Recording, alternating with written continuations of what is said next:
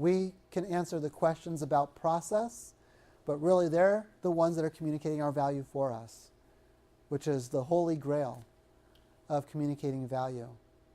So questions about this, about what we did here? Well, I see the correlation. I'm just curious about how they determined 78% was.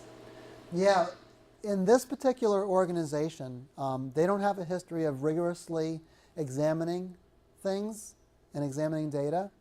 So they figured that there were certain things that happened that accounted for about 20%. I think 20 to 25% is what they said.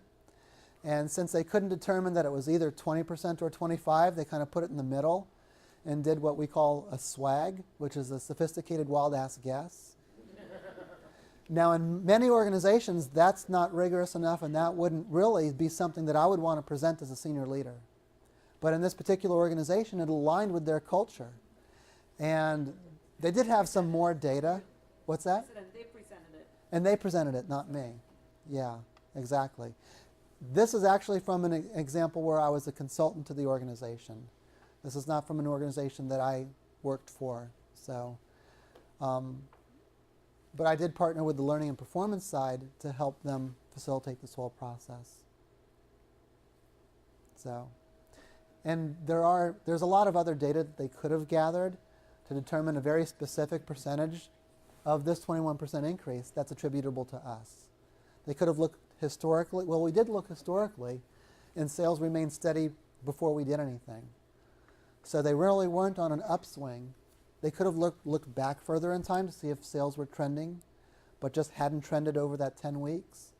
They could have looked at if there were other variables that were accounting for the sales increase, what typically has been the increase in sales when that variable is present. And they could have subtracted that out of our contribution. Yeah, so they could have done it more rigorously, but that level of being rigorous didn't align with their culture. So they chose to do it this way. Other questions about the process? This is really how we can demonstrate our value very tangibly. Again, this actually speaks to what we've talked about at the very beginning when we were talking about why we get fired, about business acumen, about being in the business, being present in the business, not just being a function of the business, and being subservient to what the business wants, and also at the same time trying to drive compliance. It's a lot more than that. This is demonstrating that we have a strategically valuable role in the organization without having to demonstrate that we play a strategically valuable role in the organization. So talent management, really, what we do in talent management is responsible for those people processes. It's that holistic and strategic approach to the employment life cycle. The senior leadership, which, as was pointed out, we're part of, in most organizations, not all, sets strategy. And then hopefully they cascade strategy throughout the organization. In real life, not in just looking at best practices, but in real practices, in real practical terms, how that strategy is set is different at every organization. So how that happens in your organization is something that you'll need to learn if you haven't already done so. And many of you probably already have. Influencing the way that happens is another very worthy battle, if it is a battle at all. But it's a very worthy battle to help them align more with best practices. And there's lots of data to support where you want to go. In fact, what's really interesting is that the balanced scorecard was not developed by someone in our area, in talent management. Kaplan and Norton are at Harvard Business School. They're in the business school. They're not in HRD, Human Resource Development, or any of our area, any area of talent management.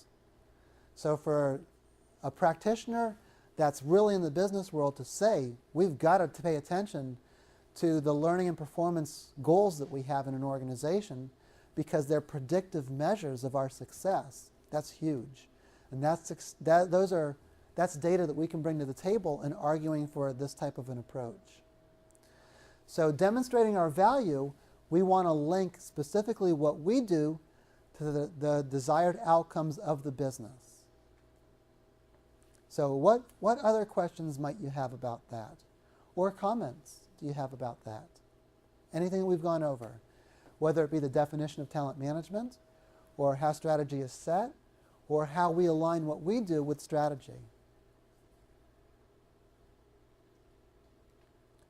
One final point that I want to make is that being able to demonstrate that we're not doing something because it doesn't align with strategy is just as important as demonstrating what we do to drive the execution of strategy, because it also helps to show our alignment. But often, as we change things, we forget to communicate the value of not doing something.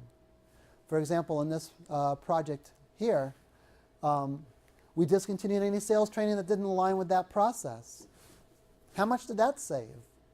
In this particular organization, it was all instructor-led. We were flying salespeople from all over the country to the corporate headquarters for 2 weeks of sales training. Discontinuing that saved the company a ton of money. So that could have been part of the ROI from this. If you have any questions that you think of moving forward, please take down my email address. This slide deck is in your presentation materials that's on your disk. Also on this disk is the strategy guide to winning the war for talent, which is a compilation of a lot of different articles that we found that have tactics and techniques that we can use to engage in talent management more effectively. That's a really well put together by our stellar marketing team. So if you have any questions moving forward, I love to get emails from people, especially people that have attended a presentation, not just spam. So I encourage you to email me. And if there's nothing further, then I'm done. And I want to thank you all for your participation. Thank you.